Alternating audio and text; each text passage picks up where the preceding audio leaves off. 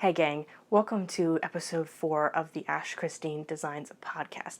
My name is Ash and I will be your host. This is a podcast about knitwear design and knitting, but there have been a few crochet things as well, and I'm sure that there will be other crafty bits that I get up to. Today is Thursday, November 12th, my usual recording day, though it is quite stormy outside, so if the lighting's a bit weird, I apologize. Not much I can do about that. Today I'd like to talk about some recently finished objects, as well as some works in progress, and also shop news / pattern news, and some recently acquired stash. I tried to be good, but sometimes yarn is just, it's yarn. Before I jump into finished objects for the week, you can find me on Ravelry as Ash Christine, and you can find me on Instagram as Ash Christine Designs. You can find my patterns on Ravelry and Etsy, and I am slowly building up my pattern store on Lovecrafts. I will leave links to all 3 of those places in the description box below. I feel like I always forget to include my socials, so if there's one that I missed, don't worry, look below and it'll be in the description box. Before I get into finished objects and sort of the rest of this episode, I did want to mention right off the top, I will go into more detail later, but I do have a new pattern coming out. Not today when this episode goes live, but next Friday, the 20th of November. It is going to be the pre-sale for the Mystery Sock Knit-Along. I'm so excited. It's going to be my first ever mystery knit-along, and I cannot wait to take you guys on the ride. My testers have blown it away. I'm so impressed with what they've done and how their socks have turned out just based on the mystery instructions that I included. I can't wait for you guys to see it, and I'm so excited to get the pre-sale started. But more on that later. Right now, let's segue right into finished objects. And up first is one of the most adorable things I've ever knit in my entire life. I'm dying. You're going to be dying. It's great. Oh my god, I love it so much. So this is going to be a new pattern that I'm hoping to have out last week of November or first week of December. This is going to be sized from adult all the way to newborn. So, and the pom-pom is optional. You do not have to do a pom-pom if you don't want to. I know some people that really hate that idea of like a 3D thing on a hat, and that's totally fine. I debated for a long time actually about putting one on. And as you can see, mine's not even tacked down all the way. I just have it tied on the inside with a bow tie, like what you do for your shoelaces. Because I wasn't sure if I'm going to go with the pom-pom permanently or not, but for now I just thread it on there so people can see what it looks like. And I want to take pictures of this hat and the adult hat with and without noses, so that way people can see kind of like how it looks like either way, and not have to guess what it's going to look like. I knit this hat using worsted weight yarn and US size 7 needles. I chose Caron Simply Soft in the chocolate colorway just because it's what I had on hand. It was also the right brown that I was looking for because I had looked at a Knit Picks one, but for several reasons I didn't go with it because A, it wasn't quite the shade I was looking for, and B, it probably would have taken too long to actually get here in time for me to knit up both samples and write up the pattern and get testers on it in order for it to get out in time. So I just went with my gut and went with what I had on hand. Excuse me. And it's good because you use up stash.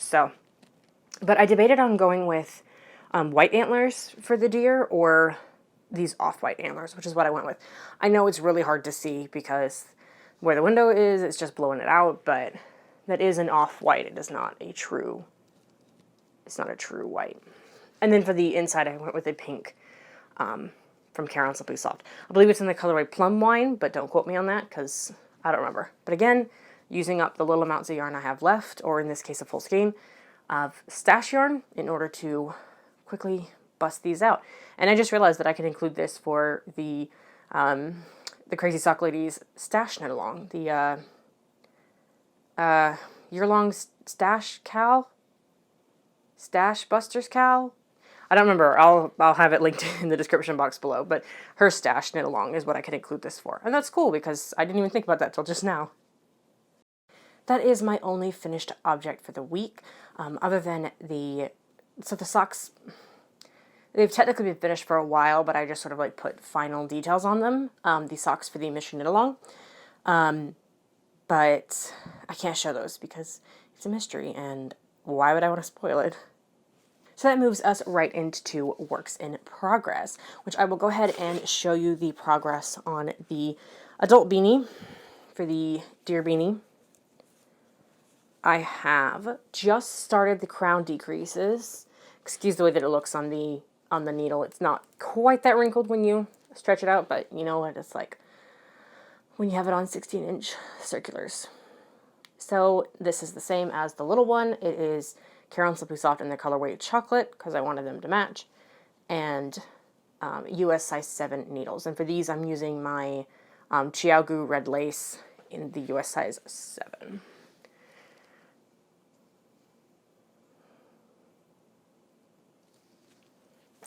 I also knit the baby deer beanie on these needles as well. Chiaogu is like my favorite needle brand to knit with, so 9 times out of 10 you're going to see me knitting with those. But yes, that pattern is well underway, and I should have testers on it in a couple of days, and hopefully be able to meet the deadline. Next up is another design of mine. This is the Oxford Street pullover, which I've shown on the podcast a couple of times. But the exciting thing is that today I have split for the sleeves. I say today like I did it this morning. No, I mean that in today's episode you'll be able to see that I split for the sleeves. So here is a good look at the sleeve split. That's how much I've knit after the sleeve split. And I will turn the sweater around and show you the progress keeper from last episode as well. And I put it's a little sneaky design feature that you get to see before anybody else. It is a faux seam down the center. Underneath the, after you split for the sleeves, you include this little piece, and it is a faux seam. I really like doing faux seams on raglan sweaters because I feel like sometimes, in my own personal experience with knitting, sometimes I feel like raglan sweaters without a faux seam on the side can lose some of their shape and kind of like they're easier to like scoot around. Versus the faux seam, I find sort of like cinches it in on the side and is like, this is the side. I don't know if that makes any sense, but hopefully there's someone out there that knows what I'm talking about. And I did want to show you the progress keeper from last week. I need to take this one off and swap it for a Christmas one because this is a ghost. It's just Halloween. But that's where I was last episode. And then I knit all the way up to needles. So I made pretty decent progress, but for a month's worth of knitting, basically, because I got behind on podcasts, I'll talk about that later. But basically, for a month's worth of knitting, I kind of wanted to be double this. But, you know, life and everything, and I have to put this on the back burner for the moment because the designs that are coming out in December and end of November are more urgent than this one is. This was originally going to be a sweater for January, but I didn't fall behind, but basically I accidentally pushed the deadline too late. I thought it was going to be earlier. And then when I actually sat down and looked at it and realized the deadline should have been, you know, a month earlier, it was kind of too late to be like, oh, let's just try to rush this sweater out. And I don't want to rush and make my testers rush or anything like that. So it's fine. It'll come out probably in March. If not, I can always push it till the end of the year. But I think March should be good because it's still quite cold in March, and this is a worsted weight sweater. Okay, before I forget, let's talk specs because I always forget to include yarn information and needles, sizes, and everything because I'm so busy just like talking about the actual stuff. Okay, so these needles I'm using are US size 7. Knit Picks interchangeables in the options set, which is the one with the purple cable. Don't know how well you can see that because there's a lot of stitches on here. But it's the purple cable. These are the nickel plated needles, and this is part of my interchangeable set. I didn't have Chiagos in this length of cable. I only have a couple sizes of the Chiagos, but I actually really like Knit Picks needles for sweaters because I find that their cables, I I don't know how to put it into words, but basically like their cables are really sturdy. So I'm never worried about like picking it up like this and letting all the weight fall over here because their cables I've never had an issue with. I say that like I've had an issue with Chiago. I've not, but I'm just putting it out there that if you were wondering about the strength of the cables for the Knit Picks options, really, really good. The yarn that I am using for the Oxford Street pullover is a Lion Brand yarn. Again, this was stash yarn. This is Lion Brand Pound of Love in the Oxford Grey colorway, which is kind of where I got the name, kind of not really. Go into that in a couple episodes once it's maybe the body's done, and then I'll talk about that.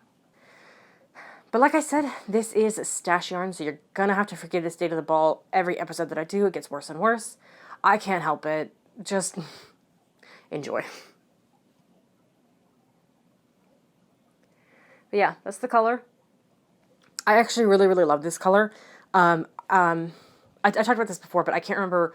Someone gifted me the first skein or both skeins. I don't remember which way it was, but there was enough yardage to do a sweater. And first of all, I was like, why not? Because it's stash. I might as well use what I have.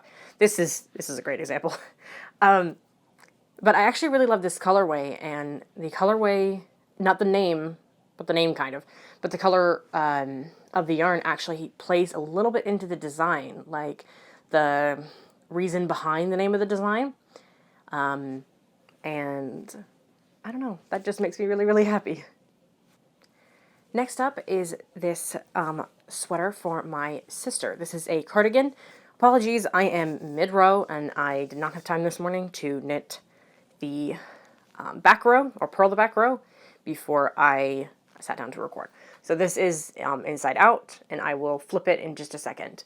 But to give you guys an idea, I think I had just started this second color the last time that I recorded. I did not put a progress keeper. I forgot. I will try to remember to do that this week.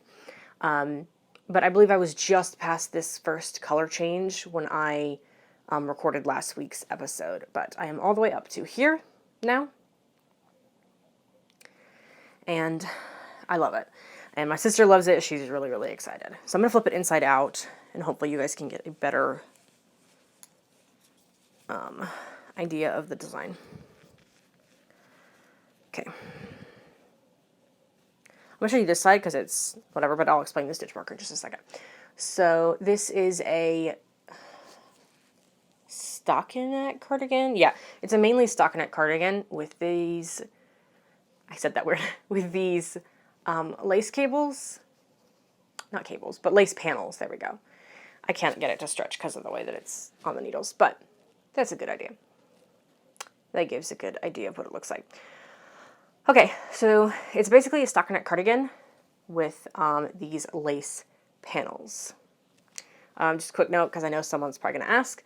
The stitch marker here is just because I messed up. There was a slight error on my part. I didn't increase on one row, and then I figured it out 2 rows later and was like, not ripping back because I'm so close to the sleeve separation. So I'm just going to go on my next right side row. I'm just going to add a stitch on the front. I'm just going to do a double increase, and it'll be fine because I'm not ripping back. It's now like 4 rows back. I'm not ripping back just to fix 1 stitch. It's fine. We'll call it an imperfection, and that is like, what's the word that everyone uses? That means it's handmade. Mistakes are, I don't know the quote, but I feel like you know what I'm talking about.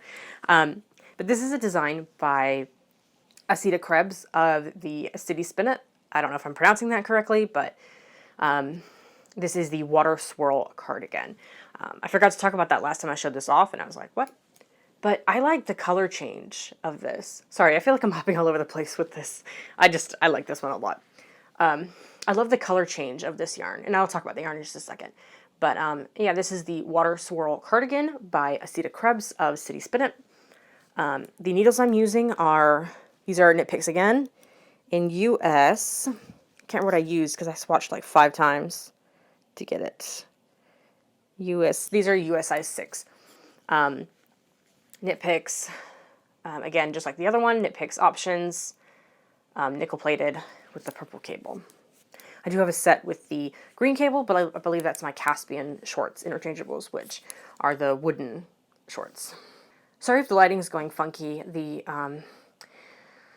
Storm looks like it's drawing closer, and unfortunately, I think I might be losing some of the light. If it starts to get too dark, I will turn the lamp on. The yarn that I'm using for my sister's water swirl cardigan is Lion Brand Cupcake in the coffee break colorway. She found this yarn stash diving and asked if I would make her a sweater. I said, absolutely. We dug through Ravelry, found water swirl cardigan, and she instantly fell in love. And I did too, honestly. It's a great design. And the pattern is really, really well written. I feel like because I do a lot of my own designing, that I don't knit, just because of the phase of my life that I'm in right now, that I'm not knitting a whole lot of patterns written by other designers. But every time that I do, I'm always like super impressed with the quality of someone else's work. It's just, this cardigan pattern is written really, really well. Apologies for the lighting situation, but I did see the storm get closer and closer. It has just started raining outside, and it is pretty much right upon us, clouds and everything. So I did have to turn on a lamp, otherwise I'd end up sitting in the dark. Apologies if that bothers you, but not much I can do about that. Today is the only day I have to record, and not only that, it is supposed to storm through the weekend, so what can you do? Okay, and my last whip to talk about today is the Madison Square Beanie Light. If you remember, I talked about this last week. It is the fingering weight version of my Madison Square Beanie, which is a worsted weight hat. It is a simple worsted weight hat with cables, which is exactly what this one is. I don't know if you can see it that well. I do have 2 repeats done. Sorry if you can hear the rain. It's getting quite loud. I do have 2 repeats done. Don't know how well that can show up on camera, but that's the first cable twist, second cable twist. I'm just a few rows in. This, by the way, is all ribbing. It's going to get folded up. So it'll be half that length, but I really, really like the way that this is coming out. And I remember last week I spoke about how I was concerned that maybe the cables wouldn't show up in this yarn because it is doing a micro stripe all the way around. But thankfully it seems to be fine. Again, I don't know how well you're going to be able to see it. Oh, that's a pretty good thing. It's kind of hard to see on camera right now. One, because I think the lighting is just pretty bad right now. But it's also just, this camera doesn't really want to pick up the fine details sometimes, and that's just is what it is. But yeah, I'm super, super happy with the way that this is going. I can't wait till I am further along. And I can't wait to keep showing off this progress. This is going to be a design that's going to come out pretty much whenever it does. There's no set date on this one. I knew it because it was a fingering weight hat that it was going to take me quite a while to knit it, so I wasn't like, rush through this to get it out for a specific month. I'm hoping February-ish, but we'll see, because I still need to get testers on it. I still need to finish it and write it up, so we'll see if February ends up happening. If it doesn't, maybe I can save it till end of summer, because, everybody wants to cast on a fingering weight hat at the end of summer. Don't know about you. The yarn I'm using is the Red Pansy Voyager Twist in the Gold Crest colorway.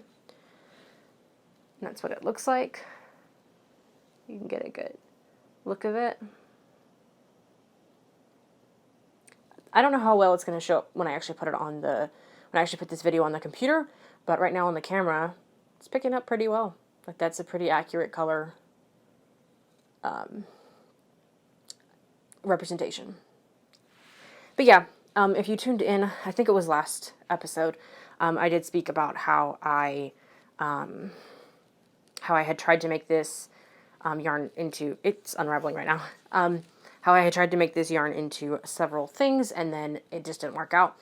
And now that I was settled on the Madison Square Beanie, I realized that this is absolutely what it was meant to be. And I'm really, really excited. Lastly, before I forget, needles. I'm using US size 4 Chiaogu needles, red lace. My yarn is trying to keep me hostage. Chiaogu red lace, US size 4, 16-inch circular needles.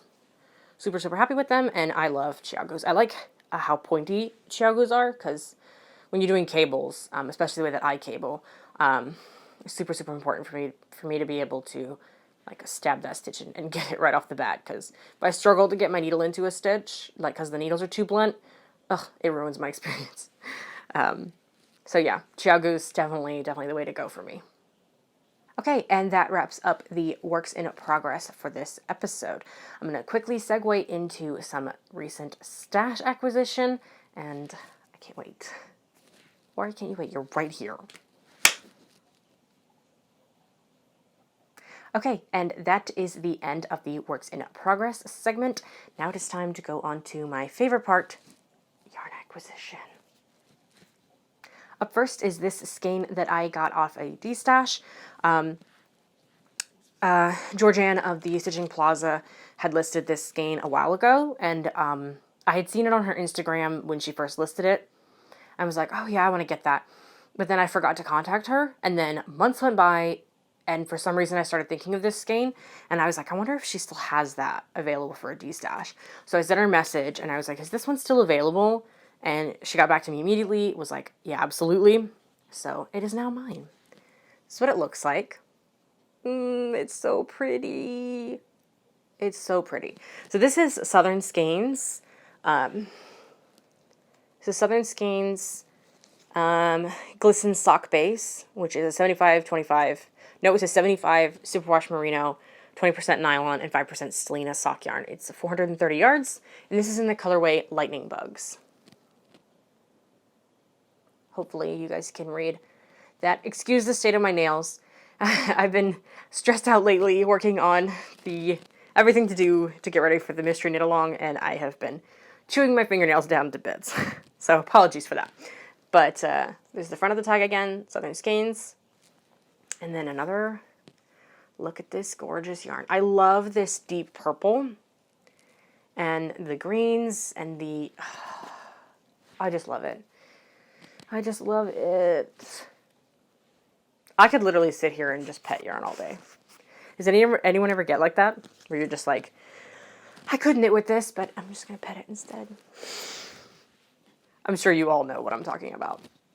So I got this yarn not only because the colorway is just fantastic and I just love the way that it looks, but I got it specifically for the colorway name, which again is Lightning Bugs.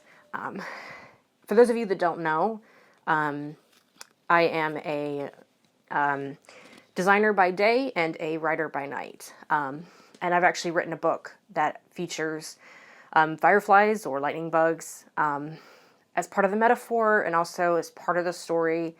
Kind of hard to explain. So when I saw that this colorway was still available, I was like, absolutely, we're getting this. And this colorway will forever remind me of that book that I wrote. I think I'm probably going to knit this up into either socks, so that way I can wear them all the time and think of the book, or maybe a hat. I don't know. What do you guys think? Does this look like hat material? Maybe I should just wear it like a crown. I don't know what I want this to be yet. I might also knit it up as a, what do you call that thing? A cowl, just like a stockinette cowl, so I can really hone in on those colors. But I don't know yet. This one's just going to live in my stash for a while until I figure out what I want it to be. The next stash that I have to talk about is part of something super exciting.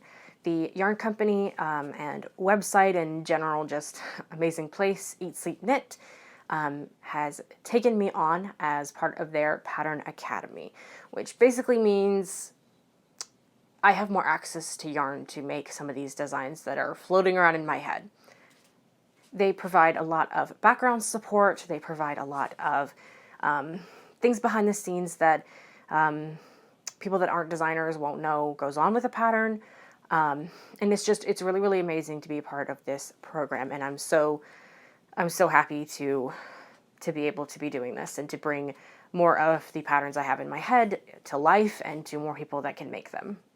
The Eat Sleep Knit Pattern Academy is sponsored by the Eat Sleep Knit Dash program, which the Dash program, I will leave a link to it where someone else has explained it a lot better, but basically you can sign up for Dash, and I know that it gives you free shipping, and I'm sure that there are a couple of other perks that come along with it, but basically a portion of what you spend on the Dash program is fed right back into the Pattern Academy, which helps designers like me and the other designers that were chosen for this fall 2020 semester.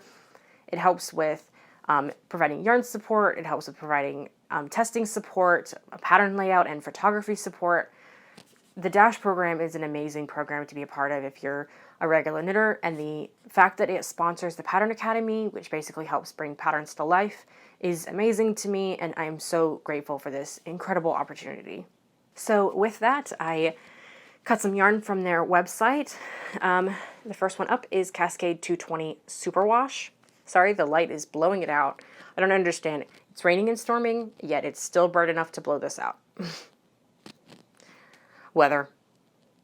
Cascade Yarn 220 Superwash, and this is in the color number 1924, but I remember on the website that this is in the colorway Midnight Heather.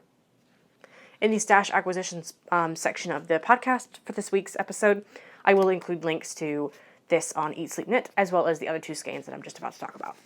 But it's in this gorgeous blue.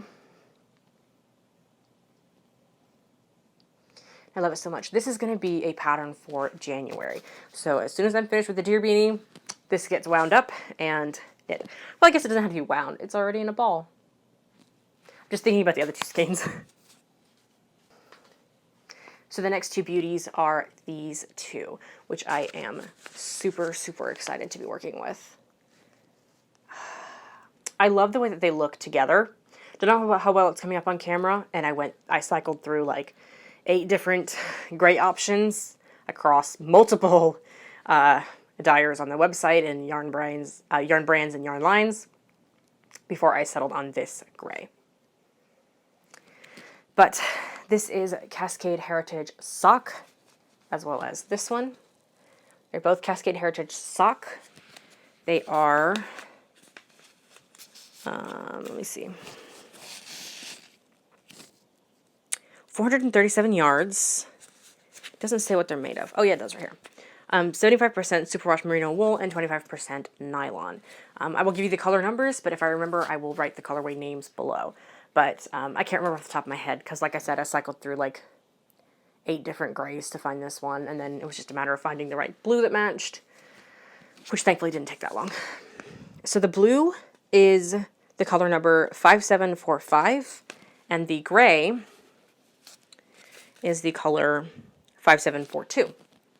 So they're actually, what do you say that? They're like almost sequential die numbers, which I know is a thing that people do, which is pretty cool.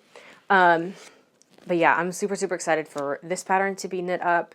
I can't wait to wind up these skeins and just cast on. But considering that the Cascade 220 Superwash is in the works for a pattern for January, these will have to be back burner for a little bit till I get that one done. But as soon as it's available, these are getting cast on.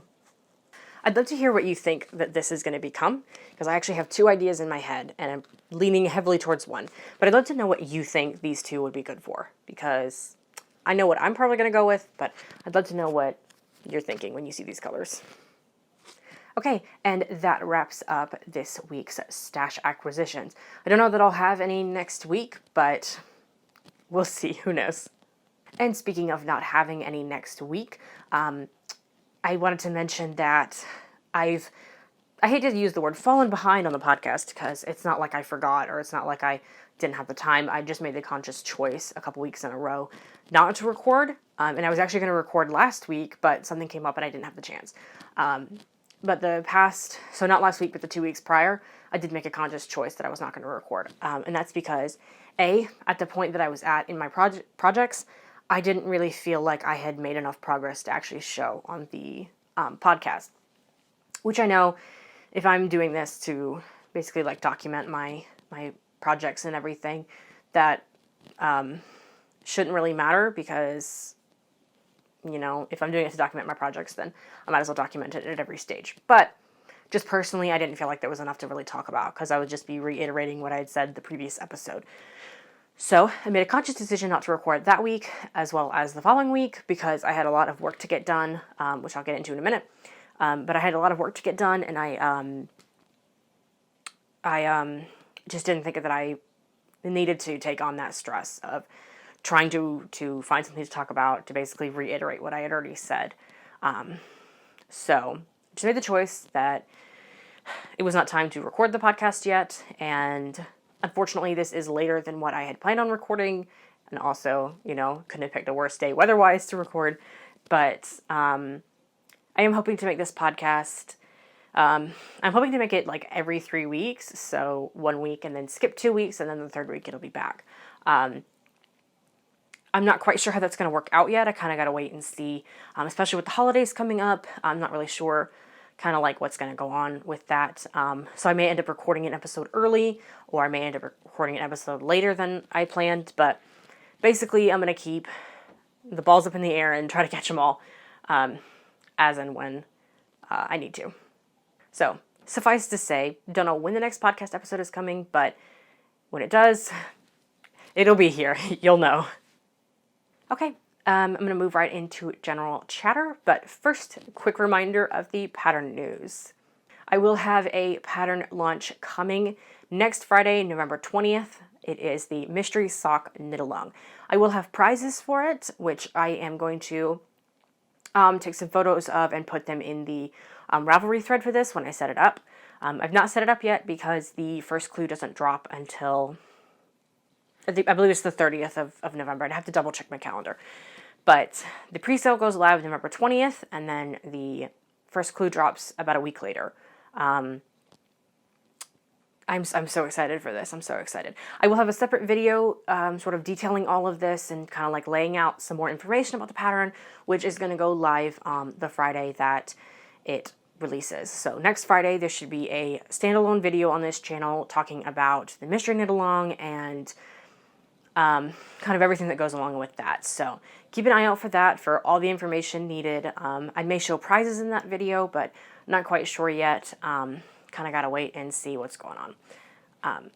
But yeah, pattern news. I'm so excited. As far as recent releases, I believe that I spoke about my most recent release the last time podcast, but perhaps I didn't. The most recent release was the Autumn Breeze headband, which if I remember, I will put a picture right there. That was the most recent release. I believe it released beginning of November, but perhaps it was end of October. Don't remember which, but I will have a link to that one as well if you're interested in checking that one out. Because again, I can't remember if I spoke about it last week or not. I feel like I keep saying last week, but you should know I mean last episode. Hopefully that comes across. Okay, and now just general chatter. Now that Halloween is over, it is pretty much full-time Christmas here. I'm loving it. I'm in the zone. I've spoken it before on the podcast and on my Instagram about how I enjoy fall, but I'm a Christmas person. I love the holiday season. I love wrapping gifts. I love the eggnog. I love the candy canes. I love looking at Christmas decorations and Christmas lights. And I'm Christmas 24/7, I swear. So now that Halloween is over, I am in a full Christmas making mode, which is where the deer beanies come in, and it's where everything else comes in. I'm so excited. I can't wait. I'd love to know if you have started your Christmas knitting.